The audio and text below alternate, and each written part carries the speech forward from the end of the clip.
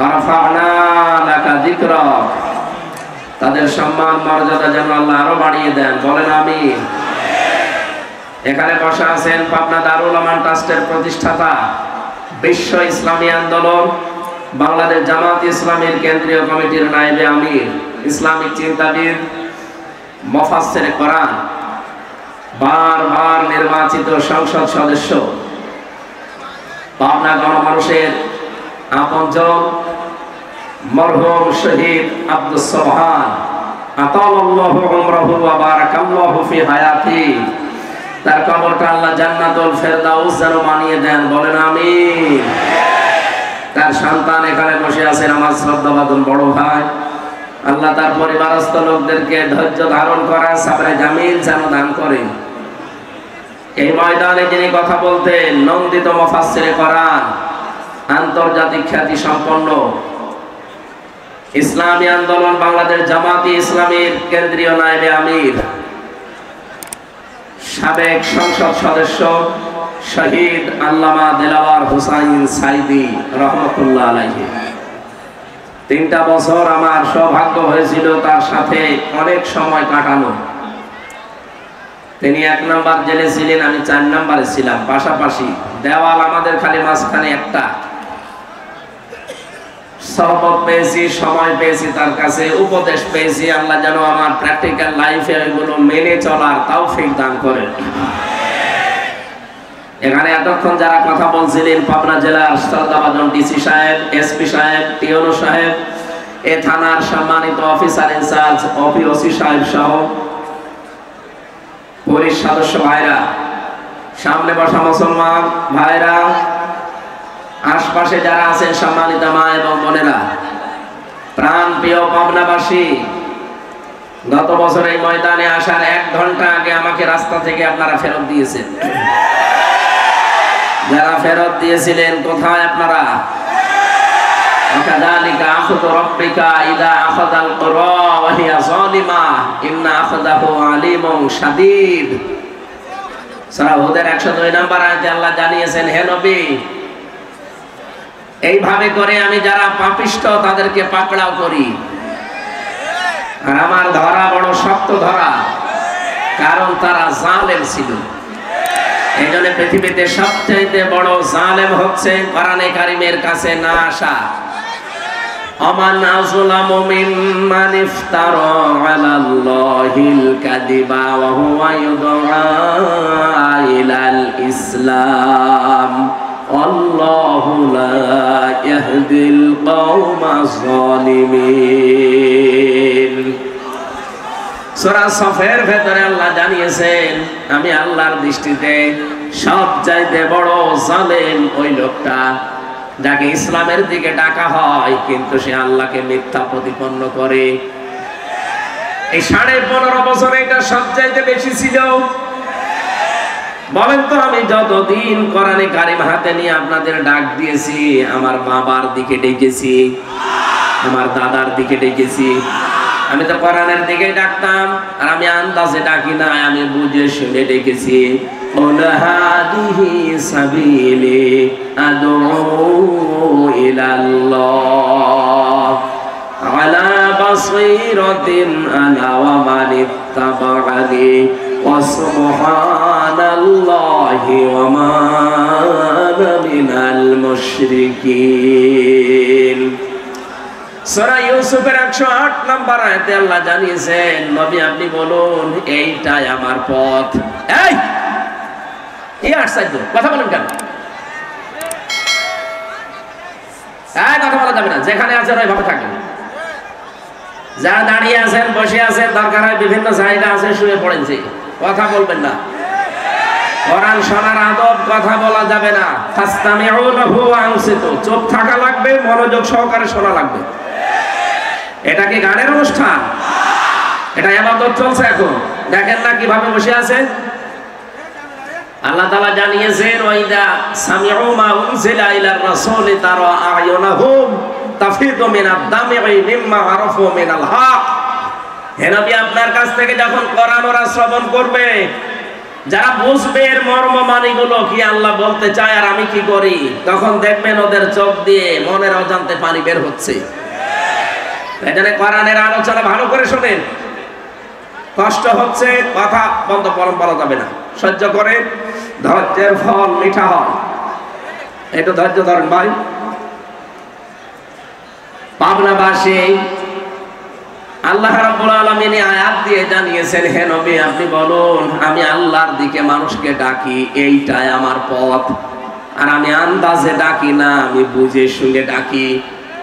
শুধু এটা আমার কাজ না, না ওয়ামান ইত্তাবানি, আমাকে যারা অনুসরণ করবে দুনিয়াতে তারা আল্লাহর দিকে মানুষকে ডাকবে।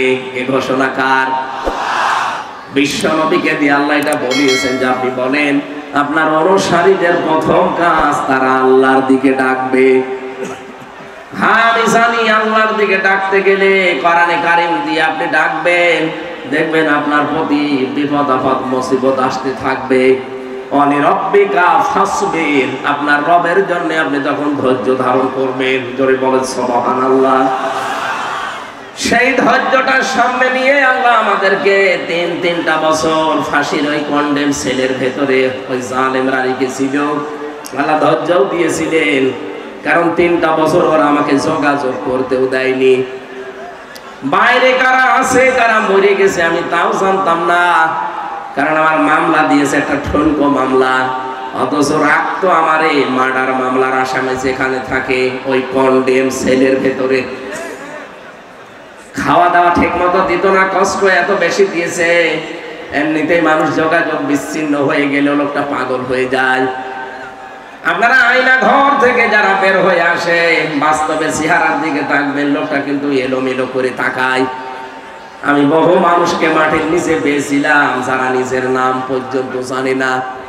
ও যে কয় বছর আছে ও নিজেও জানে না, এটা কোন বছর কোন মাস কি বার আজকে কয়টা বাজে, এমনকি ওর নাম কি ও তাও জানে না।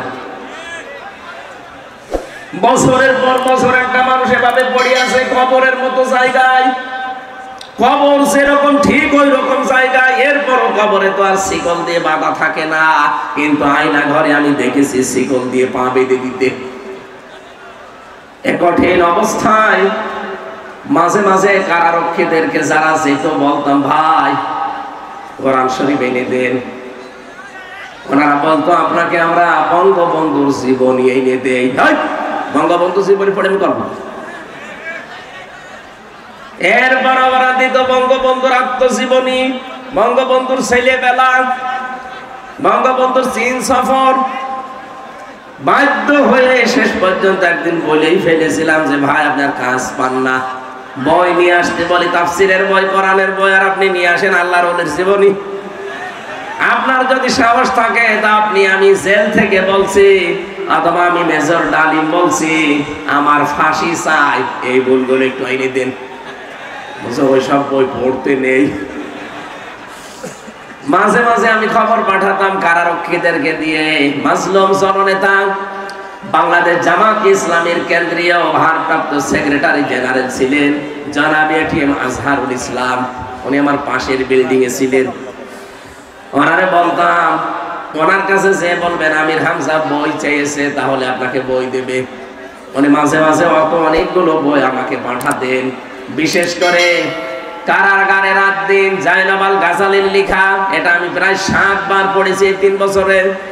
এটা পড়লেই যেন আমার জীবনের কষ্টগুলো এমনি অম্লান হয়ে যেত।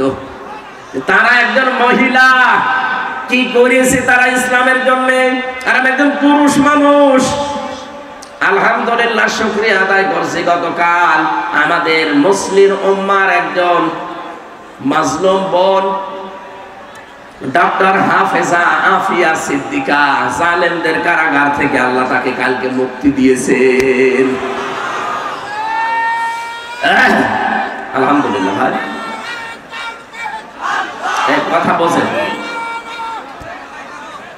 আমরা চাচ্ছি মাজলুম মানুষগুলো এই বাংলাদেশের জেল থেকে একে একে অনেকে বের হয়ে যাচ্ছে। বিশেষ করে আমি যাদের সাথে পরিচিত ছিলাম এই মানুষগুলোকে দেখলাম কিছুদিনের ভেতরে সরকার বের করে দিয়েছে মুক্ত জীবনে।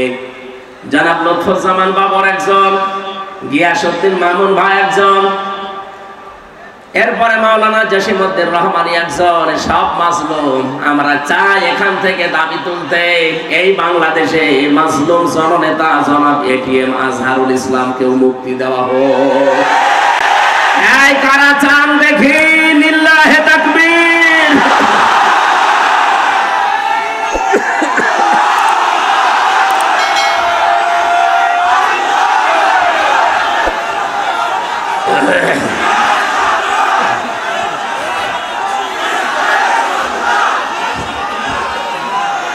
আলহামদুলিল্লাহ।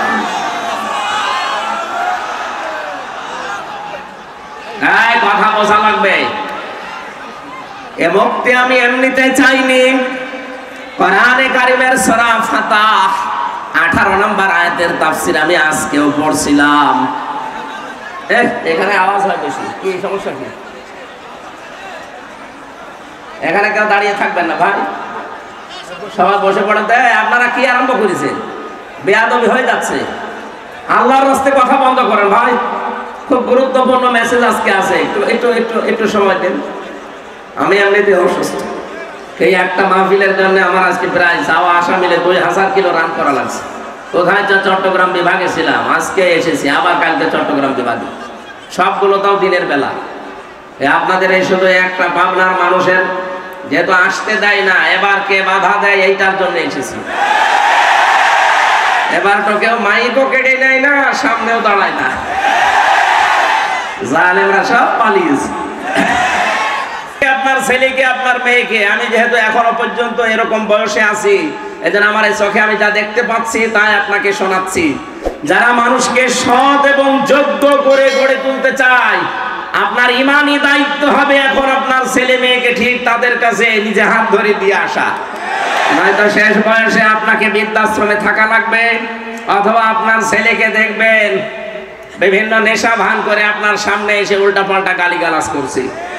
আল্লাহ আমাদেরকে হেফাজত করুন। আমরা সূরা মুদ্দাসসির থেকে যেহেতু তাফসীরুল কোরআন মাহফিল লেখা, আমরা এখান থেকে আয়াত থেকে পড়া আরম্ভ করব। আমাদের মেহমানরা ব্যস্ত, ওনারা আরো অনুষ্ঠানে যাবেন। সালাম দেওয়ার পরে আমরা আরম্ভ করছি ইনশাআল্লাহ। আসসালামু আলাইকুম। একটু ঘোষণা দেন, আপনি দেন।